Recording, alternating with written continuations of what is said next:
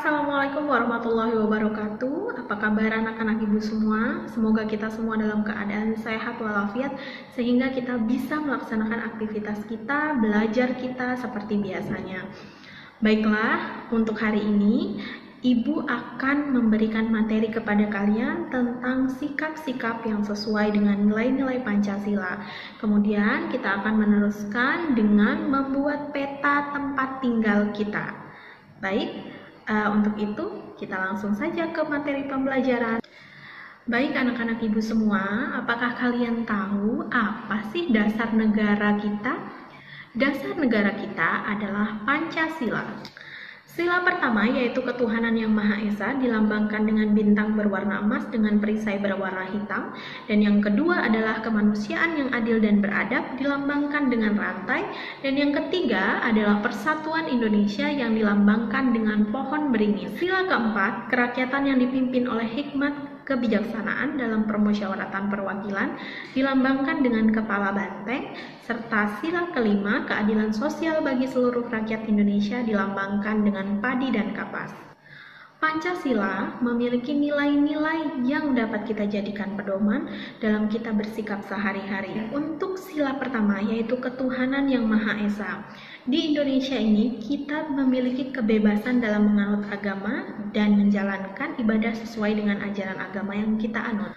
Agama yang diakui di Indonesia ada 6. Yang pertama Islam, kemudian Kristen, kemudian Katolik, Hindu, Buddha, dan yang terakhir adalah yang keenam yaitu Konghucu. Untuk contoh pengamalan sila pertama, ketuhanan yang Maha Esa, yaitu berdoa sebelum melakukan aktivitas. Jadi anak-anak ibu sebelum kalian belajar, sebelum kalian makan, sebelum kalian pergi atau melakukan suatu aktivitas, kalian wajib berdoa. Kemudian yang kedua, kalian wajib melaksanakan ibadah sesuai dengan ajaran agama yang kita anut.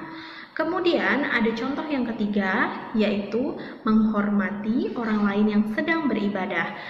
Serta contoh berikutnya adalah kita wajib menghormati pemeluk agama lain. Rakyat Indonesia memiliki hak, kewajiban, serta derajat yang sama. Jadi kita tidak membeda-bedakan antara satu orang dengan orang lainnya. Pada sila kedua ini kita diajarkan untuk saling mencintai sesama manusia. Nah, contohnya adalah misal ada orang lain atau sesama kita sedang mendapatkan musibah atau bencana alam, kita wajib membantunya. Kemudian kalau ada teman kita yang sedang sakit, sebaiknya kita juga menjenguknya. Dan kita tidak boleh berbuat kasar terhadap orang lain. Serta kalau ada orang lain yang mengalami kesulitan, kita harus membantunya. Sila berikutnya yaitu sila ketiga. Sila ketiga ini adalah persatuan Indonesia. Artinya kita sebagai masyarakat Indonesia harus bersatu dan harus mencintai bangsa Indonesia dan Negara Kesatuan Republik Indonesia. Untuk contoh pengamalannya sendiri, yaitu kita jika bermain dengan teman-teman wajib bermain dengan rukun. Kemudian kita juga tidak boleh membeda-bedakan antara satu teman dengan teman yang lain. Dan sebagai pelajar, kalian wajib mengikuti upacara bendera yang biasa kita laksanakan di hari Senin. Selanjutnya, kita wajib cinta terhadap produk-produk dalam negeri dan melestarikan budaya-budaya yang ada di Indonesia. Selanjutnya, sila keempat yaitu kerakyatan yang dipimpin oleh hikmat kebijaksanaan dalam permusyawaratan perwakilan. Nah, di sini bangsa Indonesia memiliki hak, kewajiban, serta kedudukan yang sama dalam pemerintahan. Kemudian, biasanya pengamalannya adalah kita dengan bermusyawarah ketika mengambil keputusan. Contohnya apa? Ketika kita di dalam kelas, kita bisa menentukan ketua kelas dengan cara bermusyawarah. Dan kalau menyampaikan pendapat, maka sampaikan dengan yang baik. Kemudian, misalnya dalam aktivitas kita belajar, kita berdiskusi atau membentuk suatu kelompok untuk mengerjakan tugas dari guru, maka itu juga masuk ke dalam sila keempat. Selanjutnya sila kelima. Sila kelima yaitu keadilan sosial bagi seluruh rakyat Indonesia. Intinya di sila ini harus ada keseimbangan antara hak dan kewajiban. Contohnya adalah ketika kita melaksanakan piket, maka piket itu harus dilaksanakan dengan adil pembagian tugasnya.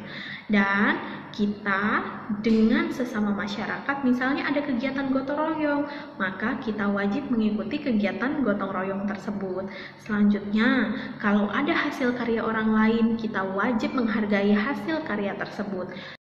Itu tadi adalah dari sila-sila Pancasila, dari sila ke-1 sampai sila ke-5. Ibu harap kalian sudah cukup paham nilai-nilai Pancasila. Untuk sekarang kita akan melanjutkan ke materi berikutnya, yaitu membuat peta di sekitar rumah kalian. Pernahkah kalian melihat atlas atau peta? Melalui peta, kita dapat melihat kondisi di Indonesia, baik kondisi geografis dan juga wilayah-wilayah yang ada di Indonesia. Nah, sekarang Ibu minta kalian perhatikan peta berikut ini.